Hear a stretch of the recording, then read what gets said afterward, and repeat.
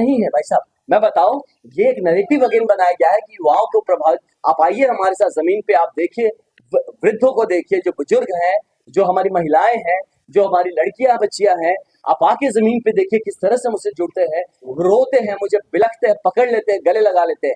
युवा आपको नजर इसलिए आता है कि वो इंजन है समाज का, वो आगे आगे चलता है, वो नारे लगाता है, वो दिखाई देता है।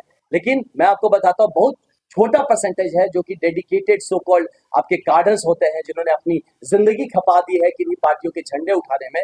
वो अब डरते हैं इस बात से कि पूरी जिंदगी जिस आइडेंटिटी के साथ बिता दी, अब लास्ट में कहीं वो परिचय ना छिन जाए। इससे अनमने भाव से कल शाम की एक मीटिंग में आपको बताऊंगा कि एक शाम की कल मीटिंग में एक भाई साहब जो कि कहते हैं कि मैं दिया छाप के टाइम से हम साथ में है, जनसंघ के टाइम से साथ में है, लेकिन मैं आपको बताता हूँ, मैं सिर्फ इसलिए अब साथ में हूँ क्योंकि हम अब क्या करें, कहाँ जाए, इतने साल का परिचय कहाँ नष्ट करें। हमारे बुजुर्ग भी हमारे साथ है, क्योंकि हमारी बात यही रही भाई साहब, आपको बताऊं कि बच्चों की पढ़ाई, युवाओं की कमाई और बुजुर्गों की दवाई, ये सारी जिम्मेदारी हमने ली है और सारे वर्ग को हम साथ लेके चल रहे हैं।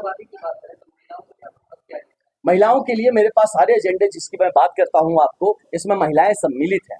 और इसमें मैं बताऊं, स्पेशली महिलाओं के लिए जो आप देखें कि नॉर्मल रोजमर्रे की जिंदगी में जो उनको डिफिकल्टीज फेस करनी पड़ती हैं, वो चाहे एक बेसिक आप सैनिटेशन फैसिलिटीज कह लीजिए, आप जब बाजार में जाते हैं आप बेसिक सैनिटेशन फैसिलिटी कर लीजिए, आप गंगा में नहाने देखिए, इतनी महिलाएं आती है, आप आइए रामरेखा घाट पे देखिए, कपड़े बदलने का फैसिलिटी नहीं है।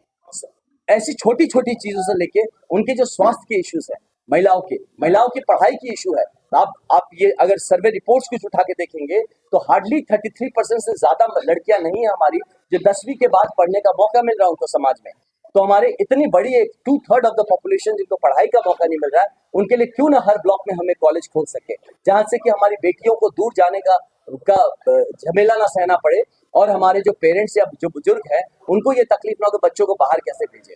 इसके साथ साथ उनकी सुरक्षा के बारे में हमें काम करना है। हमारे यहाँ पे बक्सर में आपको जान के हैरत होगा इस बात को, अभी भी हम कहीं ना कहीं अंडर एज मैरिजेस हो रहे हैं। हमारे समाज में आज भी बाल विवाह की प्रथा चल रही है जो कहीं ना कहीं दबी हुई है। ये मेरे नजर में आया है, कम उम्र में शादी हो रही है, बहुत कम उम्र में बच्चे हो रहे हैं, इससे स्वास्थ्य रिलेटेड इश्यूज आ रहे हैं, सामाजिक इश्यूज आ रहे हैं, और हमारी जो लड़कियां हैं, बेटियां हैं, उनको बढ़ने की प्रॉब्लम्स बहुत, मतलब कि वो जीवन में आगे नहीं बढ़ पा रही है।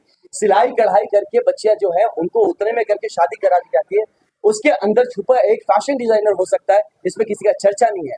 हमारी बेटियां अच्छा स्पोर्ट्समैन है, लेकिन उनके पास एक खेलने का सुविधा नहीं है, प्ले ग्राउंड नहीं है। तो ऐसे बहुत सारे इश्यूज हैं जिसमें हम महिलाओं को साथ लेके चलते हैं, और सिर्फ महिलाएं नहीं, मैं दिव्यांग जो हमारे समाज के हैं मैं उन पे भी ध्यान रखा हूँ।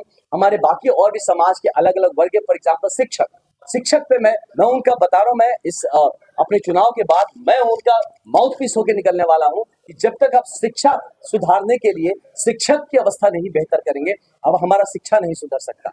इस तरह से मैं समाज के हर वर्ग को साथ लेके चलता हूँ। इसीलिए मैं कई बार आपको कहा कि हम निर्दलीय नहीं है, सर्वदलीय है।